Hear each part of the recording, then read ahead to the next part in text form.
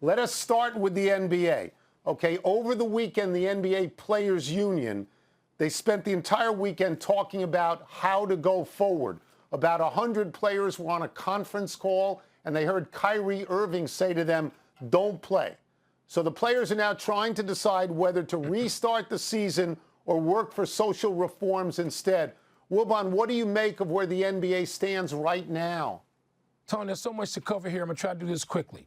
There are two different dynamics at play here.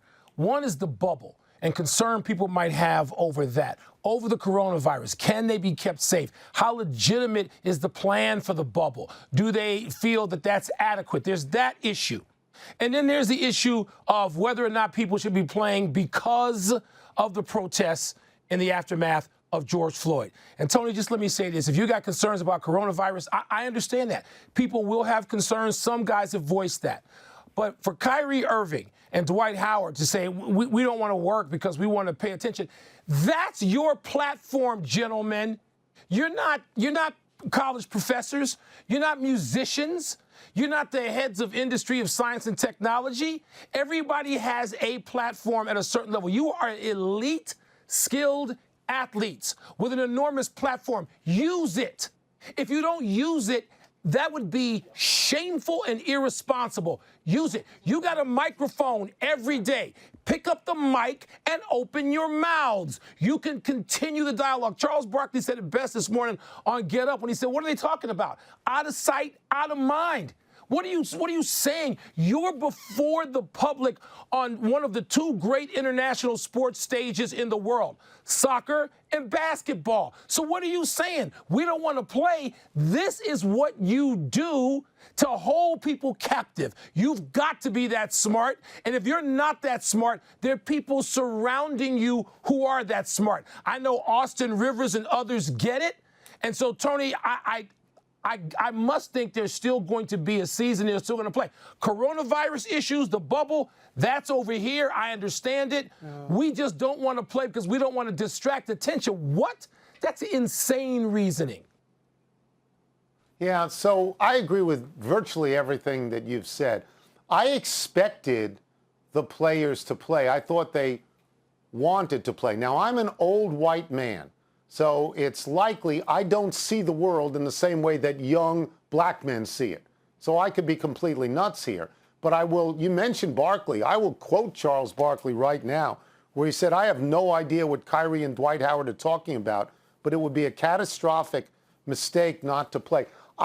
I would like to hear from LeBron James, who I have not heard from. I'd like to hear from him because I've always assumed that he was the #1 voice in basketball. And to echo what you've said, without saying that anything is wrong about working on justice for all people and social reforms, this platform that you might have for months, you are able to get people in to listen to you.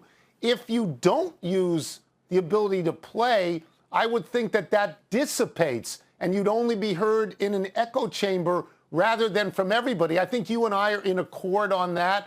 Plus, there's this other part that if you don't play, I'm not saying it would happen, but I believe the owners have the right to rip up the CBA and there'd be an awful lot of money lost. So I guess, Mike, what I'm saying, I know what I'm saying, I'm surprised by this. But the events leading out of the last 2 weeks, I don't know where they're going. The events have changed the world, Tony, and they made people introspective. And it's good for those guys to be thinking on a deeper level than maybe, guys in their early 20s, mid-20s are accustomed to. But here's the other problem.